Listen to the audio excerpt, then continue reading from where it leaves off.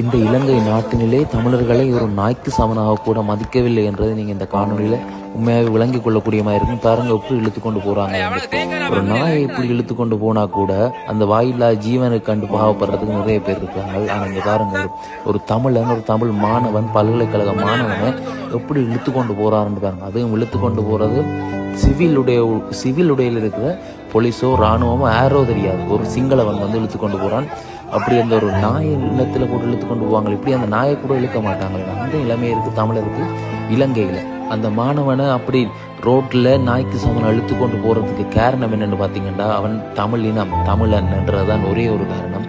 தமிழருக்காக குரல் கொடுக்க வந்தவன், இந்த இடத்துல தன் இனத்துக்காக குரல் கொடுக்க வந்தவன் என்றதான் பிரதான காரணம். மற்றும்படி அவன் இந்த இடத்துல இப்படி ஒரு சிங்கள ஏரியாவில் இப்படி ஒரு இது நடக்குமா இருந்தா, ஒரு சிங்கள மாணவனை இப்படி இழுத்து கொண்டு போவார்களா இருந்தால் கட்டாயம் போலீஸார் தாக்கப்படுவார்கள். இந்த இடத்துல ஒரு காடையர்களின் காட்டு மிராண்டித்தனமான தாக்குதல் தான் இன்றைக்கு இலங்கையின் சுதந்திர தின நாளில் ஒரு காடையர்கள் தாக்குதலுக்குள்ளான மாணவர்கள் நிலையத்தான் நீங்கள் இன்றைக்கு இதில் பார்த்து கொண்டு இருக்கிறீர்கள்.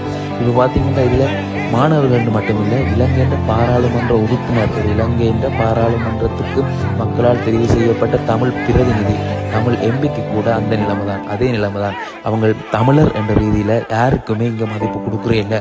அவங்களுக்கு விளக்கு பிடிக்கிறவங்களுக்கு மட்டும்தான் மதிப்பு கொடுப்பாங்க. மற்றும்படி தமிழர் என்ற ரீதியில் சிங்களவர்களுக்கு விளக்கு பிடிச்சா மட்டும்தான் மதிப்பு.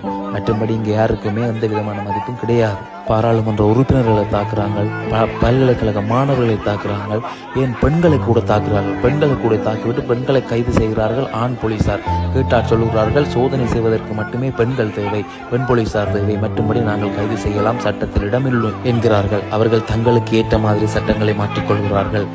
அண்மையில் கூட இலங்கையின் புதிய போலீஸ் மாதிபர் கூறியிருந்தார், சிவில் உடையிலே வாகனங்களை நிறுத்த வேண்டாம், சோதனை இட வேண்டாம் என்று. ஆனால் இன்று சிவில் உடையிலே வந்தவர் நாய் போன்ற ஒரு மாணவனை, பல்கலைக்கழக மாணவனை இழுத்து கொண்டு செல்கிறார். இதுக்கெல்லாம் சட்டம் என்ன பதில் சொல்ல போகிறது என்று தெரியவில்லை. கட்டாயம் பதில் இல்லை. அவர்களிடம் பதில் கேட்க போனால் சட்டம் அவர்களுக்கு ஏற்ற மாதிரி மாற்றி அமைத்துக் கொள்ளப்படும். இலங்கையில் நமக்கானவர்கள், நமக்கான அடையாளம் நன்றி இல்லாமல் போனதோ, நமக்கு இருந்தவர்கள் என்று அழைக்கப்பட்டார்களோ, அன்றிலிருந்தே தமிழர்களுக்கு கிடைத்தது சாபம் மட்டுமே.